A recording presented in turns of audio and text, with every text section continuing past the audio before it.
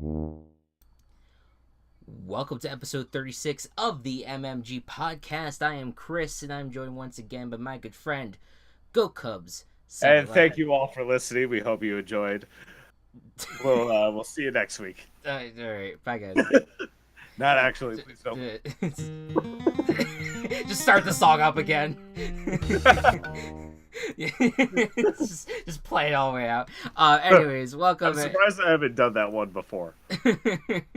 That's true. Yeah, out of all the podcasts that we've done, from this to Survivor or whatever, you haven't really closed it out by the outro. That's good. Yeah. Good bit. Anyways, welcome back, everyone. It has been a long wait for this podcast. I'm so sorry. This is the morning of, when you guys see it, of the Week 5 Sunday slate. And we're off to a good start this week. Want to know? Patriots took care of business against the Colts. But we're gonna rewind time a bit. We're gonna talk a little bit of Week 4. Then we're gonna do our picks as per usual.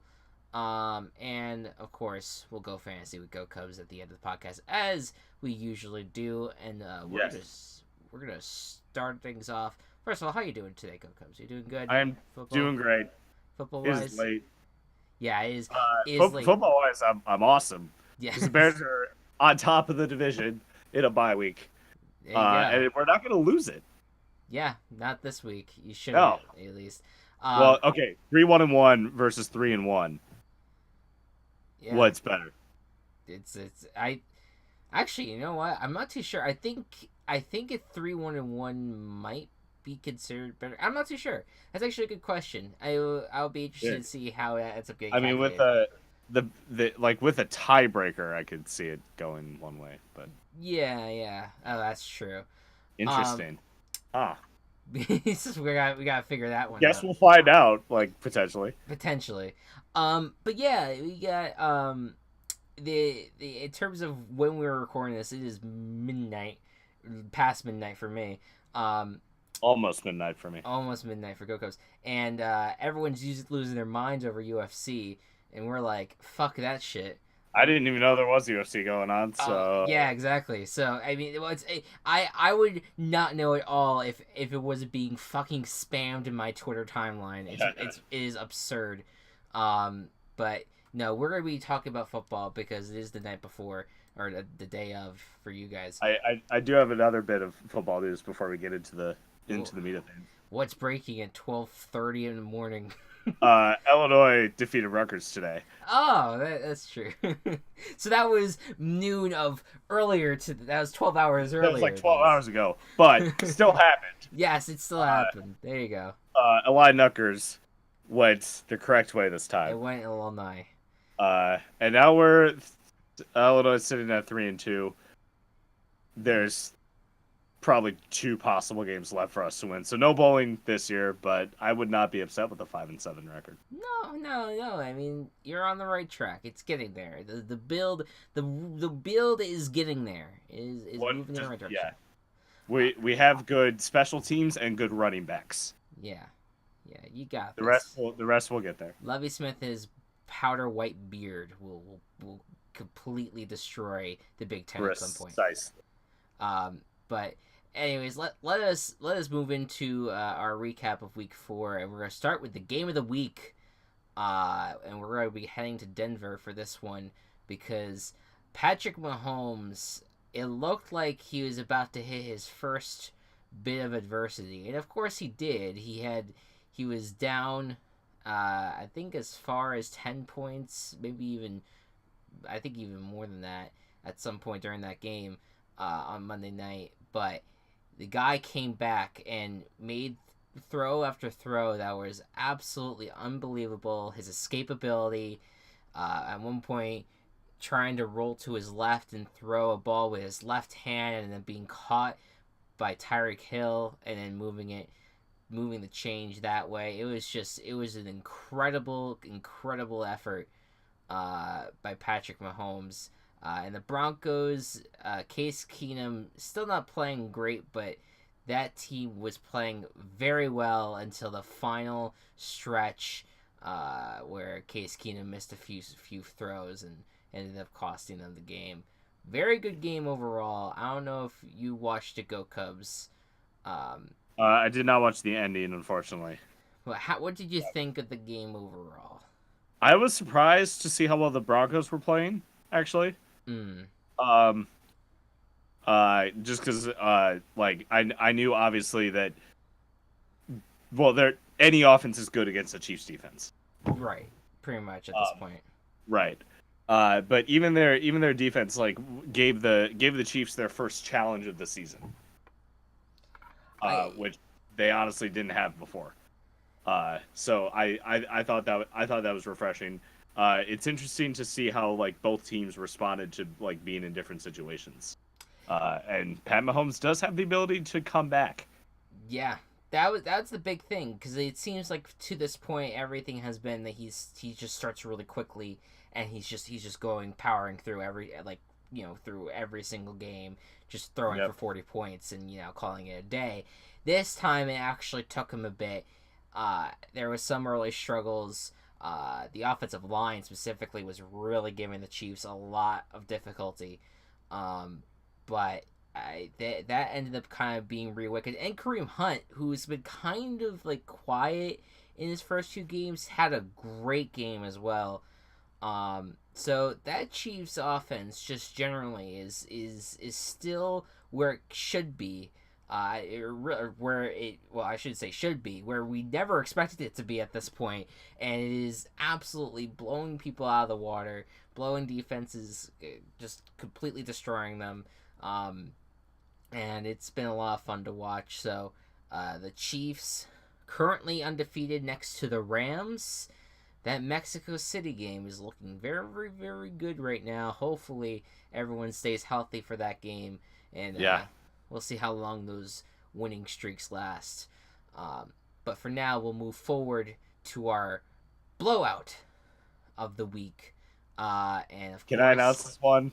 Yeah, you got this, Mr. Bears. The Buccaneers at the Bears, 48-10. Mm-hmm. 6 passing touchdowns by Mitchell Trubisky. Mm-hmm. It was incredible. Bears fans have been worried for a very long time. Well, I wasn't last year because I knew that they were just going to be bad all the time. Unless we were facing an AFC North team. But this showed Mitch Trubisky's ceiling. He is capable of getting to this point. I realize Tampa Bay's defense is not good. Right. They are really bad. Yes. But even if Mitch was a bad quarterback, I still don't think he would have done that. That is a very high amount, like high volume of quarterback play that he had. And yeah, it's possible for him to do it. Yeah. He's just got to learn more. He is younger than so many, at least he's probably the least experienced starting quarterback in the league. Outside the rookies, of course. Well, yeah, even compared to some of the rookies, because he barely started in college. That's fair. Yeah. So, yeah, I think he will be good, potentially, in a few years. He's getting there, and I think that, it is very hard. This is his first, this is his first, game that everyone was, were on the edge of their seat watching him play. That he had to just blowing people out of the water. Yes, it was against the Buccaneers, and yes, we haven't seen this before, so, we can, there's going to be the people that are going to say, this could just be an anomaly, but what we saw, I think, out of him was not only his talents showing and his ability to get the ball down the field, especially. It was not only that, but it was also Matt Nagy, and it was a breakout game for that coaching staff. That to this point we haven't seen a ton of their dynamics, a ton of their what they were wanting to work in from the college level into their NFL offense and making it much more of a fun offense to watch. We hadn't really seen that to this point until this game, and everything that they were throwing at the Buccaneers could not be stopped. And then, of course, talk about the defense. Forget it at this point. Khalil Mack is the king of Chicago at this point. He is. He is the he is the best player on the team. No debate. Mm-hmm. He's probably the best player in the NFC North right now. Potentially. Best defensive player for sure. Yeah. Potentially best player overall, and I don't mean that like just because I'm a hyper Bears fan. He is great. The only competition he has, I think, right now is Aaron Rodgers in terms of best player overall. Of course, yeah. So, I'm excited for the rest of the season for the Bears. Defense is fun. Yeah. And I love it. Like when the Bears made the Super Bowl run and when they were good in 2011, that was just like the thing that the Bears always had was that their defense has always just been elite. Absolutely. And, not many people think that good defense is fun, but it is when you lead the league in sacks and you have Khalil Mack on your team. I think it is a testament to the defensive NFL that I think a lot of the old school viewers love to watch and have been kind of like pushed away because of the rules and regulations of recent years, kind of keep the defender off the quarterback and all that. But I don't know. I think that this team, and you have a few other defenses, obviously Jaguars come to mind as well, when you have teams that are still can be so dominant as defenses and still basically have their claim to fame be their defense, that it's still important in the NFL. It's still something that's important to winning championships. And yes, if you can move your focus off of the quarterback and the fun offensive plays, we get it. It is very fun. I'm not going to take that away. Yeah. But if you can, when you get to watch some great players try to get after the quarterback and see how quickly they do it, watch a cornerback try to follow a receiver, see what routes he kind of runs, try to get in front of the wide receiver in order to intercept the ball, all that. There's so many intricacies with the offense, but it's the same exact thing with the defense. When you take a second to really enjoy that, it's great. And the Bears are right now one of the more fun defenses to watch in the NFL, and hopefully their offense can kind of reach that level too. They're on the right track. It'll happen. Yeah, trust me. I know I've been saying that a lot, but it'll happen. Yeah, and this is it's a really early bye that you guys have for this week, and we'll see how that ends up, moving into the future games. But it could be important to get this early bye in, see how much how many wins you can fit in like the early stretch here. Before maybe you get a little bit more tired down the stretch in the season. But we'll see. But as for the Buccaneers, Ryan Fitzpatrick is over. Jameis Winston is back. That team's also on bye this week, so we're not really going to be talking too much about them. But I'm sad that Fitzmagic is over. That was a fun run. And I wanted it to continue really badly. Yeah. And a lot of the stuff that happened in that game, too, was not even his fault. So that's what also pisses me off. It's like they're going to go back to Jameis even though he hasn't done shit in the NFL. Don't worry. Jameis is going to do worse, and the Buccaneers are going to finish last place. well, then my bold prediction's going to suck ass. I know. All right, whatever. Moving forward here, to our team chaos of the week. A few options here, but I'm going to another game of the week in my view, and that was the Philadelphia Eagles heading to Tennessee, and this Titans team moving to 3-1. I would like to point out that this was one of 3 games that went into overtime. Yeah, Texans, Colts, and Browns, Raiders. That's Browns right. Raiders. Um, yeah, this was such an interesting game because I can't really say that um, Eagles fans should be too worried about what they got out of this game because outside of the secondary just playing really badly, everyone, everything else kind of was all right. Carson Wentz is still getting back into the groove, and offense played relatively well, but they were going up against a very difficult defense. And the Titans are starting to look like a defensive team that is really kicking ass. Mike Vrabel he's having an incredible start to this year as a coach. Um, and a lot of people, including myself, were not very high on him, and he is now he should be considered among the top coaches in the NFL as of for this season. If you're just looking at this season right now, he's up there. Yeah. And Marcus Mariota, the playmaking ability that has been lacking in the last maybe like season, a quarter at least. Now he is starting to get back into things. He's running the football when he needs. He's making the plays that he needs. The running game is severely lacking, and that needs to be shaped up at some point. But It does. But I think that right now, like Derrick Henry is not living up to his potential or hype or pedigree. right, for sure.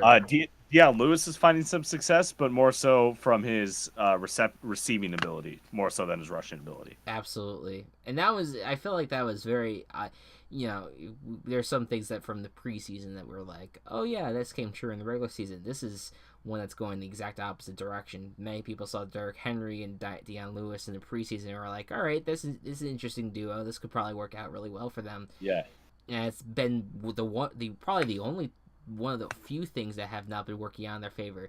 The good news for them is that they get Jack Conklin back this week, who is their right tackle, who has been out since the divisional game where he tore his ACL, divisional round game. But it is going to be interesting to see how this offense continues to evolve. It's very, very similar to me as the Bears are right now, where this is a defense that has kind of established itself, that's starting to look like they're going to be a tough team to beat in each game that they play in, and that their offense is still looking to break out, but, things could go their way eventually. So I'm very much looking forward to this Titans team. I again, the Eagles fans, except for the secondary, really should not worry. This was not, they just got outcoached, got outplayed, and you move forward. But yeah, that's my take on that. But very, very fun set of games this past week. A lot to talk about still. And what is our overall records? Let's actually do the surprising team, most disappointing. Yes. I forgot about that. For you, what is your most surprising team from this past week? My most surprising team is the Cincinnati Bengals. Because I was not just at all expecting much from them this season. I thought they were going to be a middle of the road team, probably go like somewhere between 6-10 and 8-8, like somewhere between there. And then they actually they remembered that they have Andy Dalton and AJ Green on their team, who have just a very long-standing rapport with each other. And they're doing good offense now, and they're actually running offensive plays. They're not running the least number of plays in football anymore, and they're doing good. Their defense hasn't been that great, but they're getting Burfict back, and I can see them making a run for the division at this point. Yeah, I'm with you on that. I think. I mean, and look, the Steelers could make a comeback here, but I do think that this division is going to be between the Ravens and Bengals when it's all said and done. Which I am thrilled about. Oh, yeah. I mean, I like both teams. I think, I think, with the Cleveland Browns right now, I think that they're going to be there's a chance that they could be better than the Steelers too. Yeah. And that'll be interesting. I mean, what did end up happening, last week is what we saw that Le'Veon Bell. And I forget if we even mentioned this or not, but Le'Veon Bell is coming back this week. I thought he was the week 7 bye. Well, not this week. I'm sorry. He's gonna be coming back in during the bye week during those time. He'll be coming back eventually. Ultimately, is what I'm getting at, and so that's going to be fascinating to see in terms of how the division's going to be affected with his return. If he returns, plays one game, I think it will be against the Browns, and then gets traded, then obviously it won't be a factor. But if he comes back and he plays well and he stays on the Steelers, they might get back into the mix. We'll see. But I'm not too high on the Steelers right now. Meanwhile, I'm high on pretty much the rest of the AFC North. And the Bengals specifically, talking about them, surprising to see Tyler Boyd basically outplaying A.J. Green by a landslide. Right? Yeah, now. I have a note for that for the fantasy section. I'll save it for that. But holy shit, I love Tyler Boyd. Yeah, he's playing very well. He's been playing well since the end of 2017. And Andy Dalton's playing well. Bill Lazor deserves a ton of credit for the offense that he's spewing up. I no longer have any regrets of my decision to trade for Andy Dalton in my dynasty league. That was a great trade, and it was good. I think that he's been the middle line quarterback this entire time, but every once in a while, when you put him with the right group of playmakers and the great coaching staff, he gets the job done. And he's playing at a very high level. He lights the game on fire. The same color as his hair. I could have phrased that better. It's late. It's okay. But he is on fire, and he is going to. I think he'll continue it from here on out. They're going to be a tough out, no matter who they're playing against. So I like. It's always good to see cat teams do well. Absolutely, and they almost lost. They almost lost to the Falcons. We're going to talk about them in a second, but that was such a close game. But the fact that they were able to come back, it shows that no matter what the adversity is thrown at them, that they can overcome that. The big question is, if they make the playoffs, will they do it? Will they win it? We'll see what happens. We'll see. My most surprising team was the Houston Texans. Finally, goddamn finally, Deshaun Watson is back. And with DeAndre Hopkins and Will Fuller, the group of them are starting to kick ass. And the defense is looking good. Clowney and Watt, they're all starting to play very, very well. The secondary still worries me on some levels. But one underrated signing in K'Von Webster might help in that secondary once he starts playing, which I think will be this week. This team has... I'm very sad for them that they started out 1-3, because I don't think they deserve to be 1-3. And I think that they're going to start...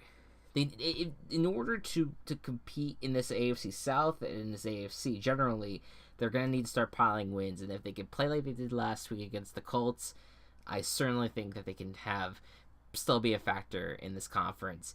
The AFC is so much better this year. I think it is. Last year. I think it is, because I think you look at. Let's see. Teams have made an improvement. Broncos made an improvement. Browns made an improvement. Bengals did. Ravens did. Right. I know Ravens almost made the playoffs, but they're better this year. Dolphins are 3-1. We'll see how long that lasts. We'll see how long that lasts. Yeah. Yeah. But Andrew Luck is back. Things like that. Like it is a better conference than it was last year. Where last year there was like 4 viable teams, and the Jaguars were able to make the playoffs. Absolutely. and that's the thing. Like the Jaguars are still looking like the class of the AFC right now. Yes. Yeah. Yeah. I mean, they're awesome. Blake Bortles is a good quarterback. And I don't know. I look at the Texans right now, and it's going to be tough to actually come back in the division to face. I mean, they haven't faced the Jaguars yet this year. Yes. But already have a loss to the Titans. but that yeah, right. They already are kind of deep in the division in terms of having had that loss to the Titans. They needed a good comeback here. They need to rattle off a bunch of wins right now. But I do think that they're on the rise. And I have faith that they can turn things around. They've done it in the past. I think they could do it again. And as for we'll move to the most disappointing teams. I'll start out here with and this is more. I think both of ours is going to be more just generally talking. But I'm going to say that my most disappointing team is the Vikings right now.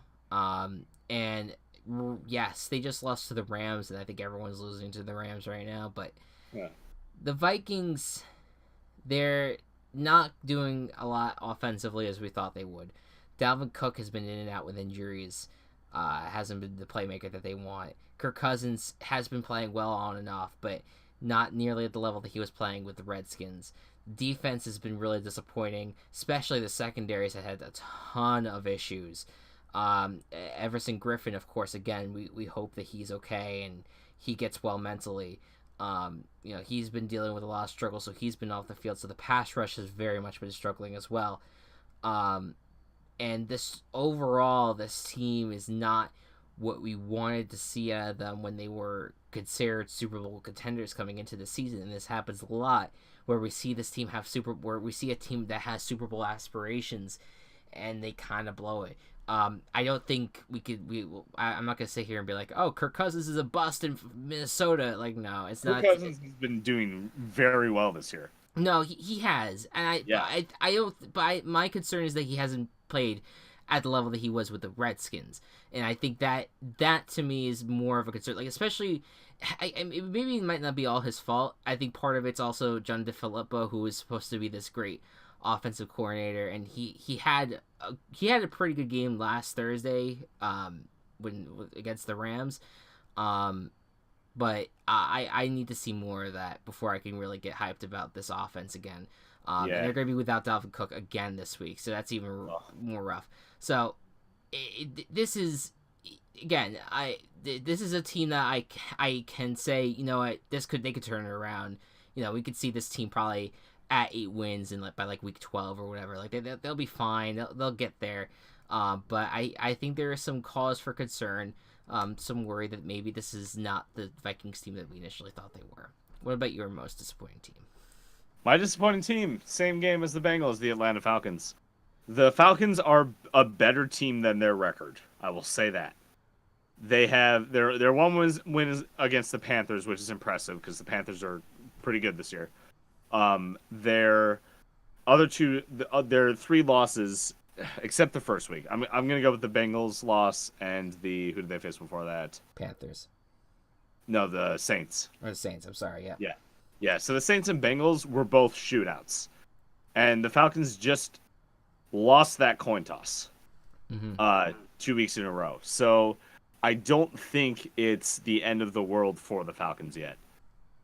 But it does suck to see a pretty good team, especially on offense, have the record that they have.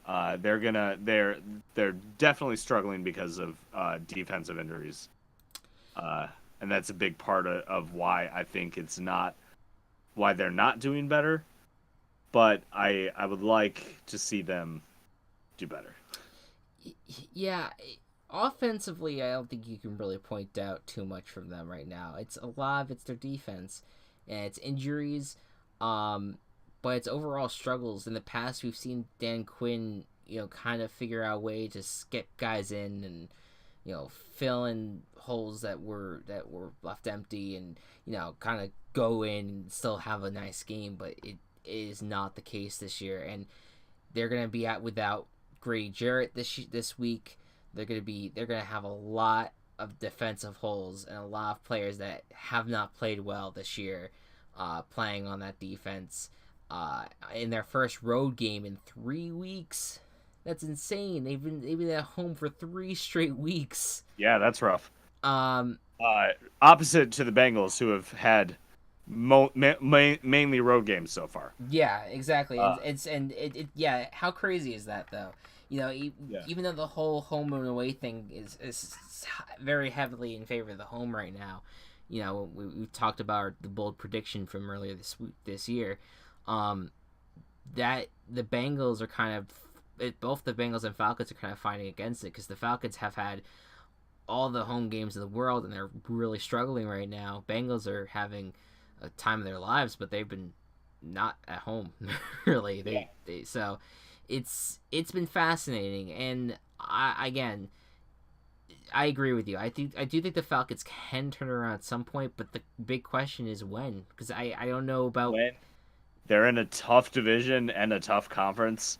The Panthers and Saints aren't slowing down, and they have had a fantastic start. Only one loss each. Right, exactly. So I can't, and I just generally am very worried about the Falcons. But I think more so I'm worried about this team than I am with the Vikings. But again, this is a talented team, especially on offense. We'll see how this team kind of continues to maybe fill its holes, and maybe Dan couldn't figure something out on defense. But all right, let us move forward. We're gonna do our pick standings. Just a quick checkup on that. We did very well last week, 11-4 overall. And in when it comes to our guarantees and our team chaoses, I lost my team chaos but got my guarantees, so at 0. I'm still at -1 though because of I guess just too many guarantees got wrong. Yeah. And then for you, Go Cubs, you got your team chaos, but then did not get your guarantee. So you were also at 0 this week. What was my guarantee? Was it Eagles? Your guarantee was the Eagles over the Titans. Who was my chaos? Your chaos was the Texans over the Colts. Cool. So you got it. You got All it. right. Nice. But yeah, it was pretty good. And then as we inch along with the season, we're starting to see very clearly how we're doing with our picks individually. Both of us are absolutely shitting the bed on the Titans. Have not gotten a single pick correct. Excellent. Yeah, we are 0-4 overall. The Titans, we are not doing well. You have not done well with the Redskins at all. 0-3. I have not done well with the Packers. 0-3 in picking them. Very interesting. And then in terms of our undefeated teams, we all have the Broncos, Rams, and 49ers at 4-0. We're all doing pretty well with that. You have the Seahawks 4-0. Interesting. As well. I have the Cardinals 4-0. Well, Cardinals, I mean, let's be honest. I'm just gonna keep on picking against them, and right. that's how I get a 4-0. But yeah, so pretty interesting start to the year. I'm about to make 2 teams 5-0 this week. I'll just say that right now. Well, there you go. Should work out. But let us get into our predictions. And like we said earlier, because of the weird schedule, we did predict the Thursday night game for the Patriots. We got that right, so we're both 1-0 this week. No any other attributes associated with that game. No team chaos, no guarantees, so we're pretty good.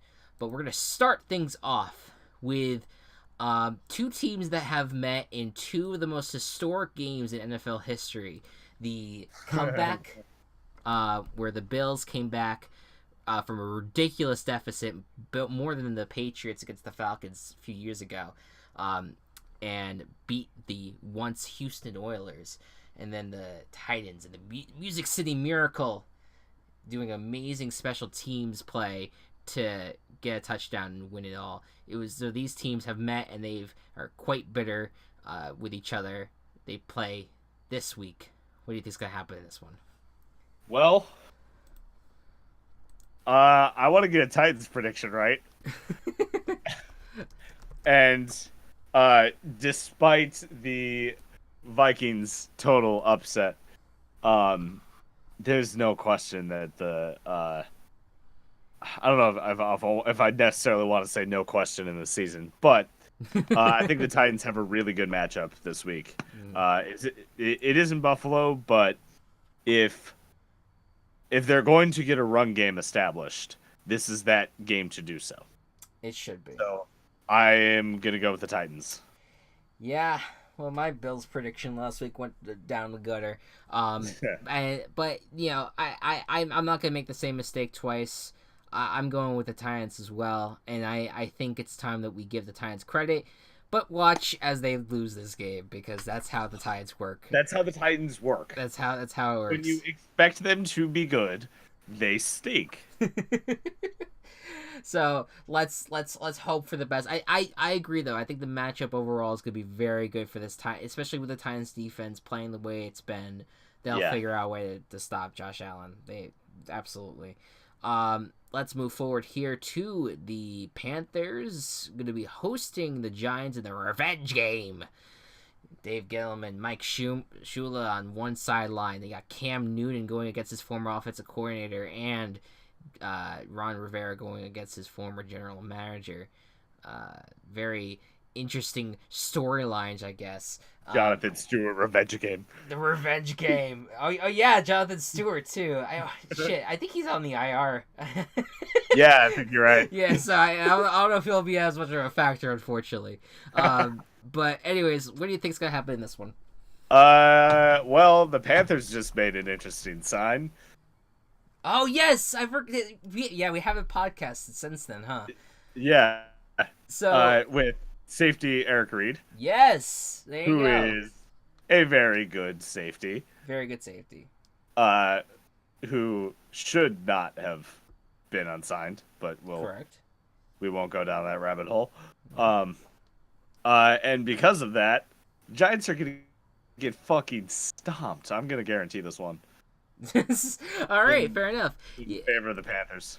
Yeah, I'm going with the Panthers as well. Yeah, I think at this point, everyone's like, I think people are kind of starting to come around on this whole like, oh, the Giants are just off-season darlings. No, they suck ass. And with the Panthers, they always sucked ass. Don't worry. Yeah. Adding Saquon was not going to save this team. No, I was not. And when it comes to the Panthers, I will bite my tongue where I said that they could be the one that would be last place. They're doing well this year, and they are coming off of a bye.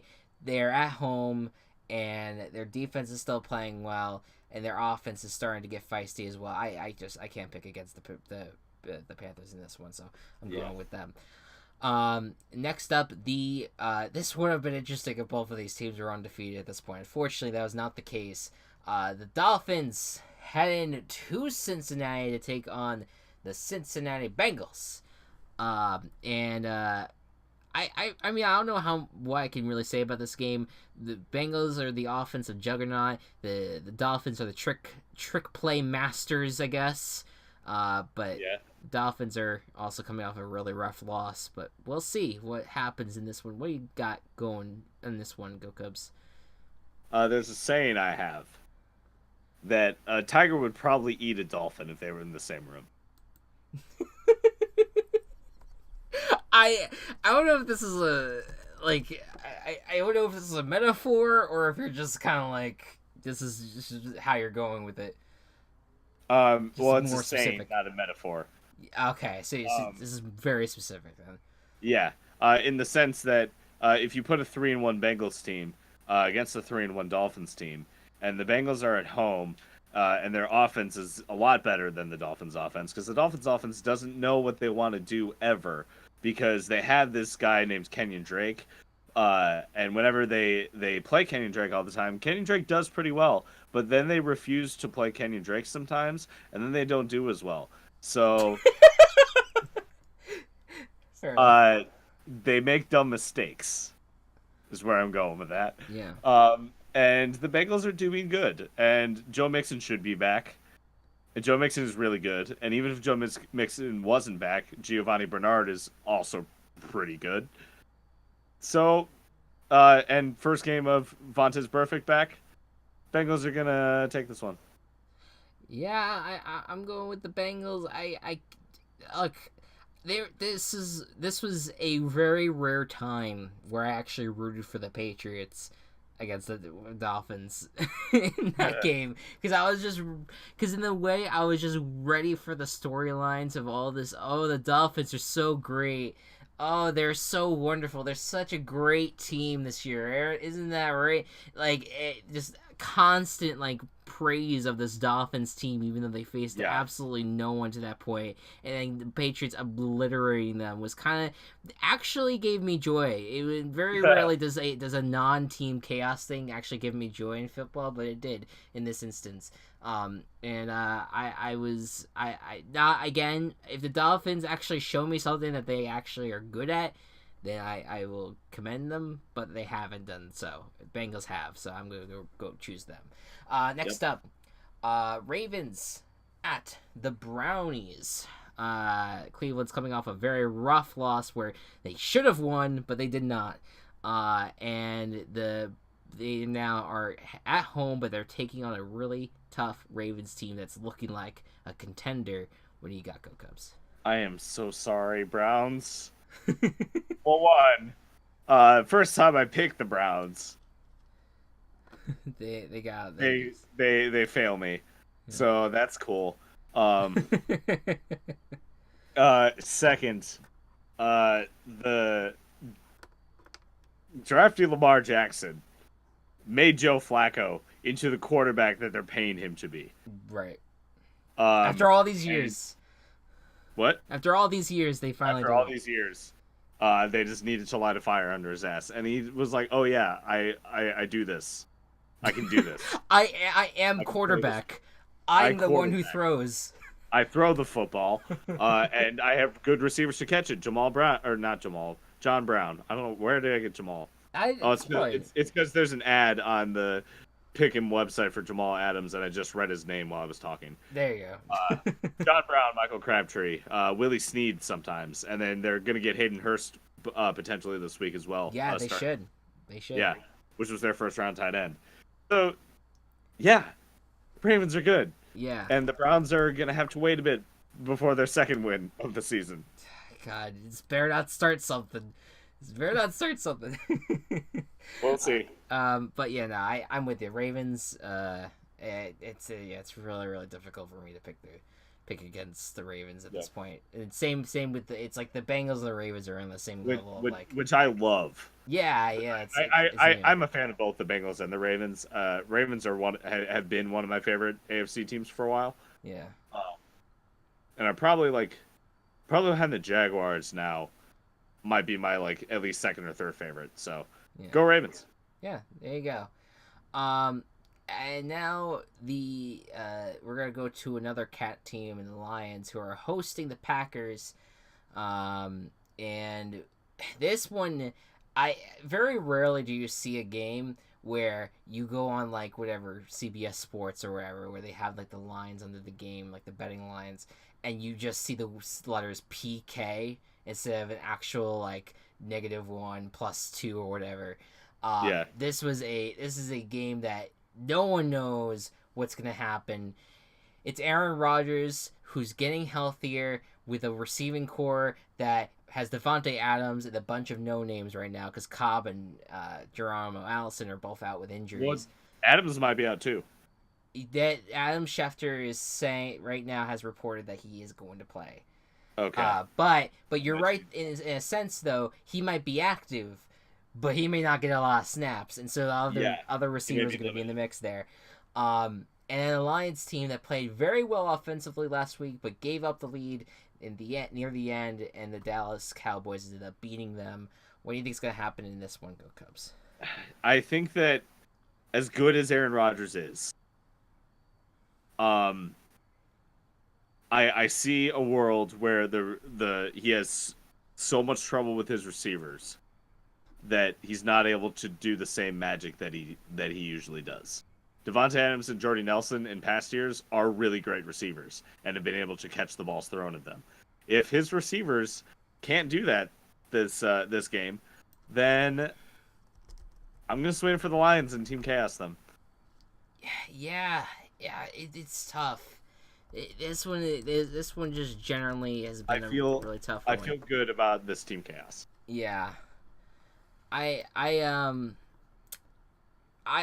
think that with the way that things are at the moment, that the Lions have a lot of that they are looking really, really good offensively. And Jordan Golden Tate is having an amazing, amazing start to the year, and All especially the last three of game. all three of the Lions receivers That's, are doing great. yeah, I mean Kenny Galladay the week before, Marvin Jones still in the mix there,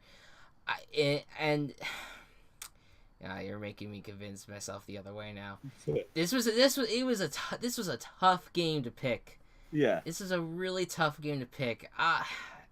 Just for the sake of deferring, I'll defer on this one. I'll go Packers. Okay. I think at its core, it's just the fact that Aaron Rodgers has been playing very well, and I think that you'll see a lot of Jimmy Graham in this game because he's going to be needed. And what I think is going to push me over the edge here is that Devontae Adams is going to be playing. And if he does play, I think that at least gives him someone else to work for. And another thing, Aaron Jones coming back from injury, or coming back from suspension rather, is going to be a huge factor in this game because that's what along with a lot of other things, helped them get the win last week against the Bills.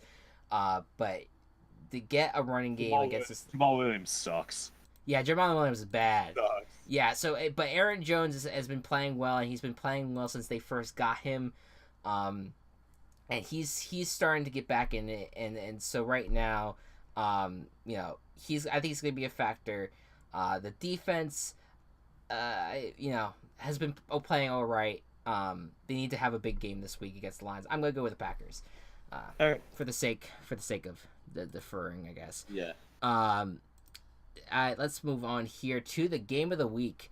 Jacksonville Jaguars defense traveling to Kansas City to take on Patrick Mahomes and the Chiefs offense. The number one defense versus the number one offense. Yeah, the Jaguars offense and Chiefs defense do not actually exist. It's just going to be Patrick Mahomes and the defense just playing constantly.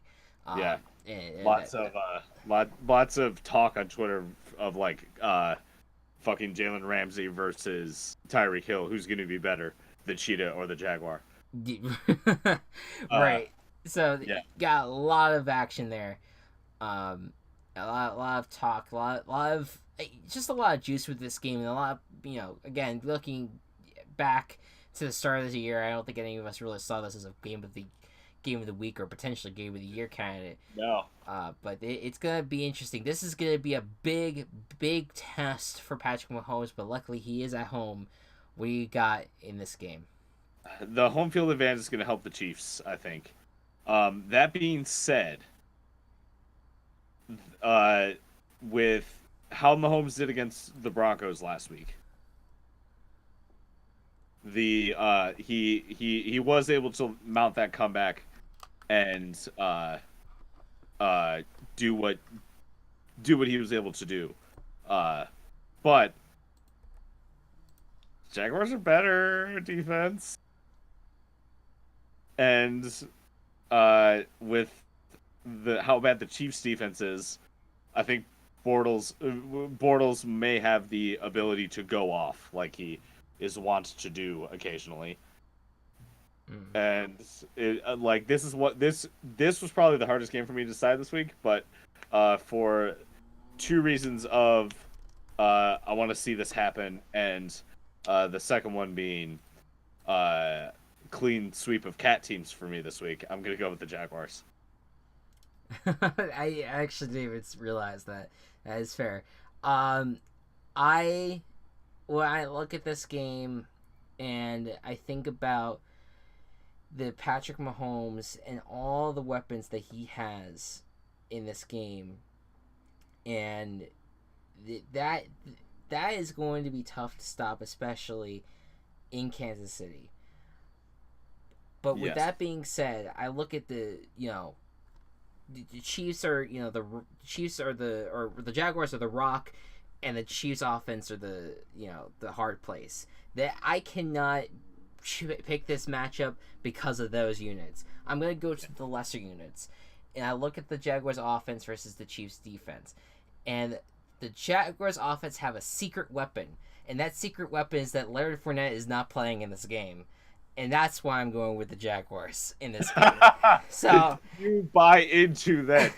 The Jaguars' offense is better when Leonard Fournette isn't there. Exactly. I mean, it's the truth, though. It is. There is Because something they weird have to about get it, more creative. and it ends up throwing J. teams Yeldon off. and Corey Grant are both like okay, pretty decent running backs. They can do the job when they're needed, but Blake Bortles has to get more creative when Fournette isn't there, and he throws the ball, and Keelan Cole catches it, and then D.D. Westbrook and Dante Moncrief sometimes catch the ball. And we know that Patrick Mahomes is gonna be able to hold himself in a shootout, but the problem is this Jaguars team is not going to allow a shootout to happen with the defense playing the way it is. They're going to stop. Yeah. Bullets.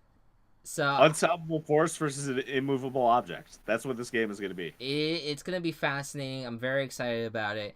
But I'm sticking with the Jaguars. Just if that Leonard Fournette injury report did not come out this week, and he was gonna play in this game, I do not know if I would pick the Jaguars. Yeah, that is literally the factor. Is that he's not playing, the Jaguars are winning. Weird team. It would be their. And I love it. It would be their. Would it be their first loss without him, or would it be his second? I forget what the record is at this point. They're 3-1. Okay, so they lost to the Titans, and I think they had him for the Titans. Yeah. Well, I meant like overall, like what the Leonard Fournette record was like without him. I think they're undefeated without him. Yeah. So probably that would be a historical first loss, and I don't think it will happen. We'll see. With Jaguars, I'm going with. Yeah. Next up, this is not game of the week. Broncos going to New York to face the Jets. And this is a West Coast team having to go all the way to the East Coast. They're coming off of they're on a short week right now after losing to the Chiefs. They're a little bit of morale going, but they're facing the Jets. What do you got, Go Cubs? I'm gonna go with the Broncos on this one. Yeah. Not much to say. Yeah, I'm not gonna sit here and be like the Broncos are this great team, but the Jets they've really, since that third quarter against the Lions, it's just been all downhill from there. So yep, going with Broncos. Next up, fascinating game, Falcons at Steelers. These are the two teams that I'm like, that you know what, this is another one of those games I'm like, I don't fucking know. But they got two offenses that are playing relatively well. Against at least bad defenses, and then two defenses that are not playing to standard at the moment. And it's going to be at Pittsburgh. What do you got in this one, Go Cubs? This is the most important game of the season for both of these teams. Because if you lose this game and you go to either 1-4 or 1-3-1, it's going to be hard to get yourself back into it and make a run at the playoffs. Mm-hmm. I've said before, I think the Falcons are better than their record, especially on the offensive side of the ball. The Steelers have been, they've had trouble getting it together on both sides of the ball. So, with that, I'm gonna go with the Falcons. I will defer on this one. I'm gonna go with the Steelers here. And with the Steelers, a few factors in this one. Falcons have way more injuries on the defensive side of the ball right now. Yes. Joe Hayden returning for the Steelers is a huge factor, and he has been a huge factor this season. Going after he came back a few weeks ago, and he has been important to this team. The Steelers had a really tough matchup against the Ravens because that's the most complete team in the AFC or even in the NFL right now. Yeah. And you have the Falcons right now that I just think I have not been impressed with them to this point. Their talent levels, especially on the defensive side, have just not been there. Julio Jones has still not caught a touchdown in this season. Calvin Ridley is the future. Calvin Ridley is the future at the moment. But yeah. The Steelers... Look, it's not like they haven't been catching touchdowns. Calvin Ridley and even Sanu have been... They have, but when you have the best playmaker on that team when not Julio, doing anything... He's not the touchdown guy. He was the touchdown guy beforehand. But now he's the yards guy. Whatever. It doesn't matter. The Falcons have not been playing well as they have in the past with their Yeah, offense, and they are not playing well on defense at all. The Steelers have had played well on offense. Antonio Brown's not playing a lot, but they're getting James Washington in there. They're getting Juju Smith-Schuster in there. And I do believe that James actually been having a great season. right, and James Conner is very good in the running game. They're at home. This is the first outdoor game since week 1 that the Falcons are playing in. I think that's going to be an adjustment. I'm going with the Steelers in this one. Okay. Next up, the Raiders at the Chargers. This is going to be a home game for the Raiders at this point. This is LA. The Raiders are the ones that should be in LA, not the Chargers. But here we are anyway. Raiders are coming off of their first win of the season. Their offense is starting to come together. Marshawn Lynch is playing absolutely out of his mind. The Chargers, their defense is struggling a bit, but their offense is playing very well. Phillip Rivers is playing, having a great game. Right, have been having a great season overall. It's just getting everything else on his team working correctly. What do you think is going to happen in this game? This was harder for me than I think I initially thought, but shit. I think I'm still gonna go with the Chargers in this one, just cause, man, that Raiders team doesn't have a defense. Gruden complaining, man, we don't have a pass rush. Wonder what we could have done about that. Interesting analysis there you got, Gruden. I'm gonna stick with the Chargers. It's gonna be a shootout of epic proportions, and the Raiders gonna have an advantage, a home field advantage in this game, that the Chargers simply do not have. The Chargers don't have home field advantage. Right, and this is not a thing that their team is able to have. Yeah, they almost blew it last week against the Niners. This is a very tough game for them. I'm going with the Chargers still because I still have a little bit of faith in them, where I just think the Raiders got really lucky. They should be 0-4 this week, but bad calls happen, and so it just happens. But Raiders, I just don't see them winning this game, so I'm sticking with the current LA team. Next up, the NFC Championship rematch that no one's talking about. We're talking about a lot of other games, but no one's really talking about Vikings at Eagles. But these two teams we were talking in depth earlier, both coming off of losses. One maybe is in more dire need of a win than the other. What do you got in this game? Yeah, like both of these teams have been, I think, disappointing for a lot of people this season, which is why no one's talking about it. And the Rams lost.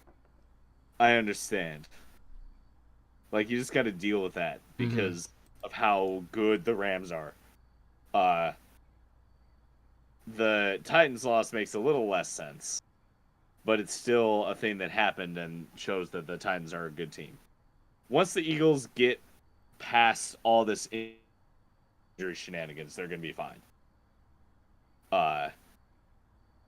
They're just in a weird situation because of that right now. And the Vikings, again, like kind of we said earlier, their defense is struggling, and they're not a defense that should be struggling. So I think I'm going to give it to the home team this week and go with the Eagles. I think that the Eagles are right now the better team overall. I think are more deep overall. And the Vikings may end up, they're certainly a factor in this game. I'm not entirely confident in them in doing so, and that's just why I'm going with Philadelphia in my view. Next up, the Cardinals and Josh Rosen, who played relatively all right in his debut, go to San Francisco to take on the Niners, who C.J. Beathard After starting once again since Jimmy Garoppolo took over, did very well in his game against the Chargers. What you got in this one, Go Cubs? I almost made this my team chaos. But then I remembered how well the 49ers played against against the Chargers. And I was like, oh yeah, CJ Beathard is like not doing terrible. Mm-hmm. And the Cardinals suck. So I'm going to go with San Francisco. Yeah, I'm going San Francisco, and I feel so confident about this. I'm guaranteeing it. And it's at its core right now. Josh Rosen played well. No one else is on that team. Niners. I think Kyle Shanahan has the ability to kind of figure out what he has on the offense and go. That's what he did in Atlanta, and that's what he's doing right now. I'm going with the Niners, especially since they're at home. So going with that. Next up, the Rams are going to Seattle to take on the Seattle Seahawks. Last year when that happened, oh boy, the Rams just completely destroyed the Seahawks. Will that happen again this week? I mean, probably. Yeah. The Seahawks have nothing. Even Russell Wilson isn't playing as well as we thought he would because there's very little around them. The Rams are probably the most dominant team in the sport right now. They're going to continue doing that dominating thing. I'm going Rams. Yeah, I gotta go Rams. Go against them. You can't go against them. They are playing very, very well. A very exciting team overall. And I am very much going to look forward to seeing how long this Ram streak keeps on going. It is a tough place to play in Seattle. I've always loved their home field advantage. Legion of Boom. No, they're the 12th man. The Legion of Boom is no more. Yeah, the Legion of Boom is done. Especially done now because Earl Thomas got injured last week. Yeah. And so he's gone, which sucks for him because he's been looking to get traded and go somewhere, and now that's not going to happen. Legion of Boom, no more. But 12th man, reign on. But they're gonna need to use those flags for some handkerchief because that's good. Rams are gonna do their business and get out of there. So I'm going with the Rams. Sunday Night Football, the Battle of Texas. Yeehaw, baby. Cowboys. Yeah.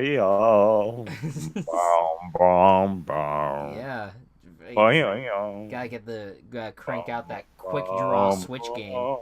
To battle it out during this game. Cowboys, Texans.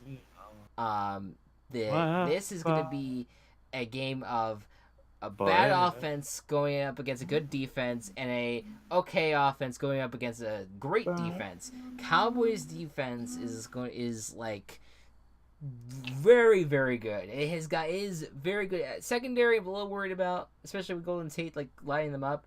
But the defense has been playing extremely well up front. And I've been kept on saying that, and that's why they're kind of winning games. But the offense is very inept, and that's why they're getting so hurt right now on that front. Texans, meanwhile, they're on the rise. They may shock some people along the way. What do you got in this one, Go Cubs? Defensive battle. Everyone's gonna hate this game. That's my biggest prediction for this.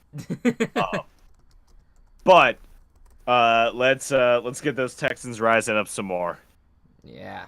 I think they're gonna take over the Cowboys.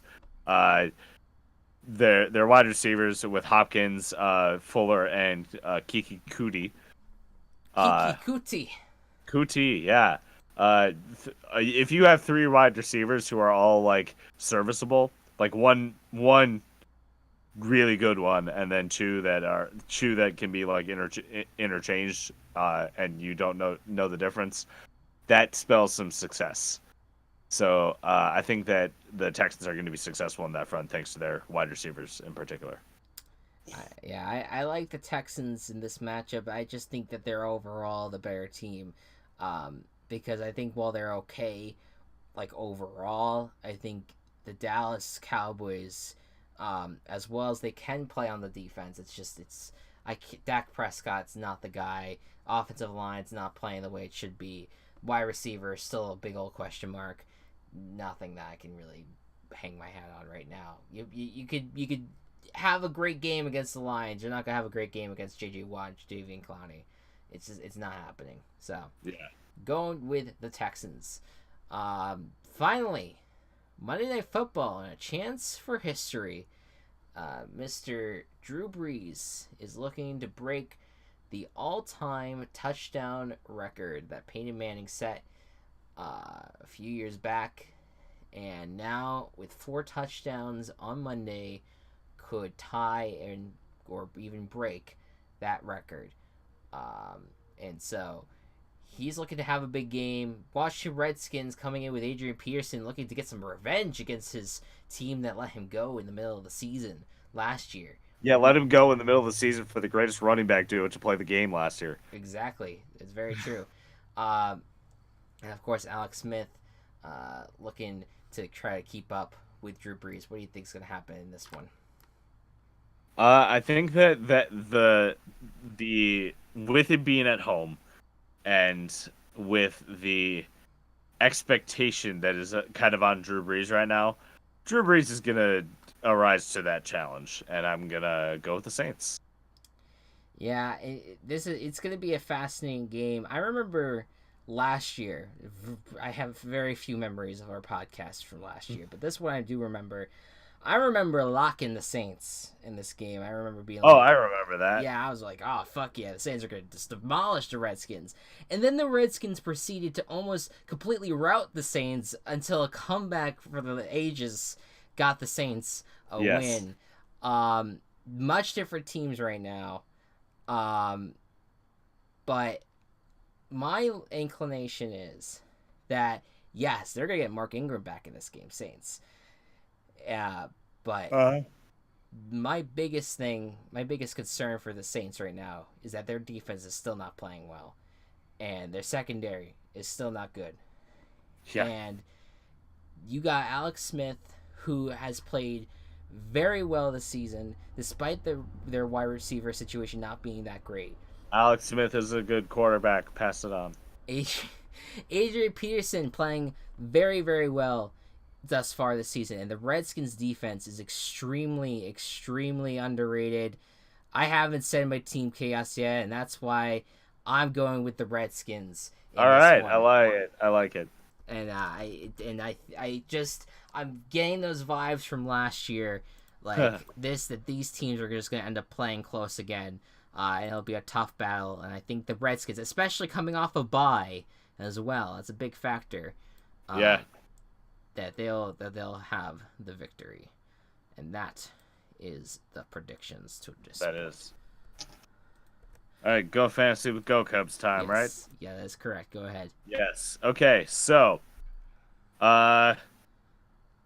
if you are like most people, you are upset that your tight end got injured this season because, damn, a lot of tight ends got injured. So who do you go for? There are two Cincinnati tight ends with Tyler Kroft and C.J. Uzomah, who one of them is probably going to win out to get the job there. Not sure which one, but I had Eifert, and now I have Uzomah, and Eifert is sitting on my IR spot. So there's that. I also have Rudolph, and Rudolph, If someone is like upset for some reason with Rudolph and wants to trade him away, get him. He's not flashy. He's not going to give you 15 points every week like a Zach Ertz would. But he will give you a consistent 8 to 9 points every fucking week. And it is so nice to just have a player that you know will get you those points, no matter what you do. So it's always good to like have those big playmakers that score a ton of points out of nowhere. But having that solid floor is nice as well. I am 3-1 currently. I right now believe that I have the chance to make a championship run with this team. However, when I get closer to the playoffs, I'm going to trade one of my wide receivers for a running back. Because my running backs right now are Christian McCaffrey, Deion Lewis, and no one else that I want to name. Can Christian McCaffrey run between the tackles? The answer is yes. Sorry. Yes, because he's a really good running back, and they're using him like they did in Stanford, and Norv Turner is a good OC for the Panthers to have. Yes. Yes. So that's really all I had. One more thing. Tyler Boyd, I mentioned him before. If you don't have him and no one in your league has him, or he's like sitting on someone's bench that already gave up on the season, get him. Because one, there are games where he plays better than AJ Green, and two, this week especially, Green's probably going to be lined up with one of a really good corner from Miami. I forget his name, but that will leave Xavier a lot. Howard. Yes, that will leave a lot of open Boyd for Dalton to throw to. So Tyler Boyd gets my player of the century of the week. Go get him. Xavier Howard has had a good season up until last game, and it all went to shit. So, Tyler Boyd, I would pick him up as well. That would be pretty solid. Just one last question for you before we end it off in terms of fantasy. Is there a guy that just on the top of your mind, may not even be on your team, but just generally that through 4 weeks that no one's really talking about, but has been really productive, on the top of your mind at all? Not really, not in particular. Like a running back that's or wide receiver or tight end, anything along those lines. They're or even. Yeah. Fantasy wise, Michael Thomas is doing great, but he doesn't want anyone to know that he's doing great. Right. That's true. We have to keep the who is Michael Thomas? We don't know. Boyd, like I said, I know some that are doing the opposite. Derrick Henry, if you have him, I am so sorry. That's fair. Yeah. Not much else. That no one's flying under the radar. That's specifically super good, except in my opinion, Kyle Rudolph. Right. Yeah. You said that just consistent floor. It's all I need. All I need is 9 points from the tight end. You're fine. Let Hopkins and McCaffrey have the big games. Right. I just need your floor, and it's a very nice floor. Fair enough. I will sleep on it. Yeah, it's at the room temperature, but then you're right next to the heater, so it's it feels really good. You just go right to sleep. Fair enough. Anyways, that was weird. Let's move. It is 1:50. Speaking of sleep, I'm gonna get some very soon. That's fair. Potentially, I don't know. I might stay up a little bit longer for calls with friends, but we'll see about that. But anyways, guys, thank you all so much for watching. If you're watching this prior to week 5, you're a fucking champion. All right, because this is gonna go up at 10 o'clock in the morning in my time. To watch in the first 3 hours, that's fucking impressive, and I appreciate you. Mwah. Mwah. Kiss for me. Kiss. We'll be back on our normal scheduled time, hopefully this upcoming Wednesday, with our week 5 recap and our week 6 preview and predictions. Anything left to say, Goop Coops? Not at the moment. We're go watch The Good Place. This is gonna be just a frequent bit that Goku's recommends Tyler Boyd and The Good Place. And The Good Place, because Tyler Boyd is good for fantasy, and The Good Place is good for your soul. Especially if you're dead. Chris, just trust me. Watch this goddamn the best show on TV right now, and I'm not admitting. Oh man! All right. Anyways, thank you all so much for watching. Hope you all enjoyed. Be good to one another. Be kind to one another. And we'll see you Hello, guys next everyone. time. Go to 7-Eleven here. Yeah. Love you, Bye, Kira. guys.